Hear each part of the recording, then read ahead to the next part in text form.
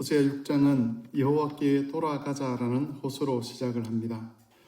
호세아 선지자는 이스라엘 백성들이 돌아가야 될 대상이 여호와 하나님이신 것을 강조를 합니다. 그러면서 하나님께서 찢으신 것을 도로 낫게 하실 것이고 치신 것을 다시 싸매어 주실 것이라고 증언을 했습니다. 호세아 선지자의 이 호소는 5장 13절을 배경으로 하고 있습니다. 5장 13절에서 에브라임이 병들었다라고 되어 있는데 이것은 이스라엘 나라 가운데 큰 위기가 닥쳤음을 의미하는 말입니다.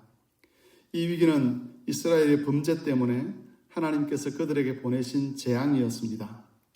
그런 위기 앞에서 이스라엘은 피할 길을 찾고 그 위기를 해결할 길들을 찾았는데 그들이 찾은 방법이 아수르의 도움을 얻어서 그것을 해결하는 것이었습니다. 그래서 당시 아수르 왕이었던 야렙을 찾아가 도움을 호소를 했습니다. 하지만 아수르는 이스라엘의 궁극적인 도움이 되지 못했습니다. 오히려 이스라엘은 나중에 아수르에 의해서 멸망을 당하는 그런 수모를 겪어야만 했습니다. 호세아 선지자는 이스라엘을 낫게 하실 분은 오직 여호와 하나님인 뿐이라고 증언을 합니다. 이스라엘을 찢으시고 치신 분이 하나님 여호와시기 때문에 그것을 고치고 싸매실 수 있는 분도 오직 하나님 뿐이라는 겁니다. 여기서 호세아 선지자는 여호와께 돌아가자라고 호소를 합니다. 오직 유일하게 하나님만이 우리의 소망이시기 때문에 그 하나님께로 돌아가야 된다라고 말씀을 하고 있는데 여기서 여호와께 돌아간다는 말은 하나님의 율법을 지키는 자리로 돌아간다는 뜻입니다. 하나님께 돌아간다는 말은 어떤 추상적이거나 실체가 없는 모호한 그런 개념이 아니었습니다. 이것은 아주 분명한 내용이 있는 호소였습니다. 이스라엘이 하나님을 떠났다는 것은 그들이 더 이상 하나님의 말씀, 하나님의 계명을 지키지 않으려 한다는 것입니다. 그것이 바로 영적인 음행입니다.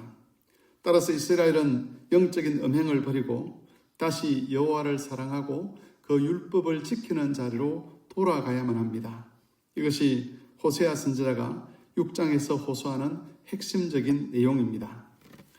그리고 이스라엘이 여호와께 돌아가기 위해서 반드시 동반되어야 하는 것이 있는데 그것은 하나님 여호와를 아는 것이었습니다.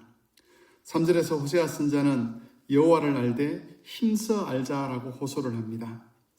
여호와를 아는 것이 중요한 것은 여호와께 대한 참된 지식이야말로 이스라엘이 믿음을 결단하고 그것을 실행에 옮기는 데 있어서 가장 강력한 힘이 되기 때문입니다. 3절 하반절에서 호세아 선지자는 여호와 하나님이 어떤 분인지를 소개합니다. 여호와의 나타나심은 새벽빛같이 어김이 없다라고 증언을 합니다. 이것은 이스라엘이 여호와께로 돌아가려고 한다면 여호와께서 반드시 그들을 고치고 싸매어 주실 것을 확증하는 그런 표현입니다. 저녁이 되고 또 시간이 지나면 반드시 새벽이라는 것이 찾아오는 것처럼 여호와께서도 당신의 약속하신 그 약속에 대해서 반드시 그 약속을 지키시는 신실한 분이라는 것을 강조를 했습니다. 또한 여호와 하나님의 임재는 땅을 적시는 늦은 비와 같이 임한다라고 증언을 합니다. 이 비유 역시 하나님의 신실하심을 나타냅니다. 우기가 되면 땅을 적시는 비가 내리는 것처럼 하나님 여호와께서도 반드시 이스라엘을 찾아오신다는 것이지요.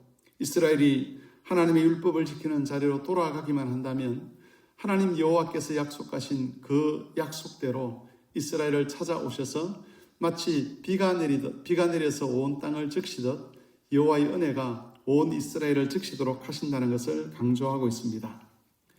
뿐만 아니라 이 말씀은 하나님께서 이스라엘을 찾아오시면 온 이스라엘이 새롭게 된다는 것을 예언한 말씀이기도 합니다.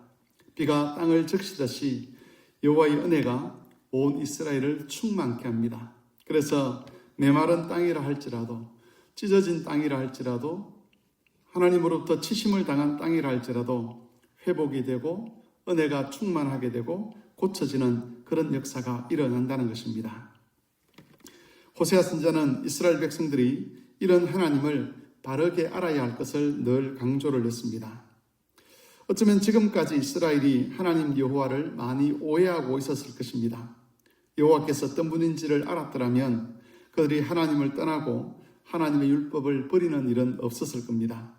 그렇기 때문에 다시 여호와께로 돌아가는 그 시점에서 그들이 가장 우선적으로 해야 될 일은 여호와 하나님을 아는 것이었습니다. 여호와께로 돌아간다는 것은 하나님의 계명을 지키는 것이라고 말씀을 드렸는데, 이 계명을 즐겁게 순종하기 위해서는 반드시 하나님을 아는 지식이 있어야만 했습니다.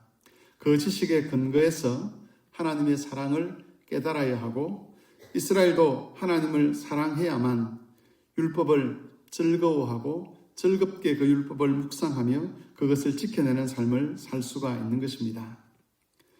구약시대뿐만 아니라 신약시대에도 하나님의 백성들은 하나님의 계명을 지키는 자리에 서 있어야만 합니다. 하나님과 동행한다는 것은 모호한 개념의 말이 아니라 하나님이 주신 율법, 하나님이 주신 계명을 지키는 것을 가리킵니다.